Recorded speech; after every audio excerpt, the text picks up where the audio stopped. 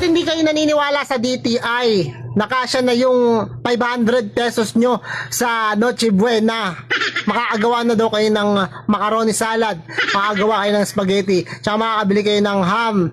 Oh, dapat naniniwala kayo sa kanila. Kasi, maniwala kayo. Hindi ko alam kung saan sila bumili ng mga Ricardo, kung saan sila na bumili ng ham, tsaka napagkasya nila yung 500. Di baka isang slice lang yung ham.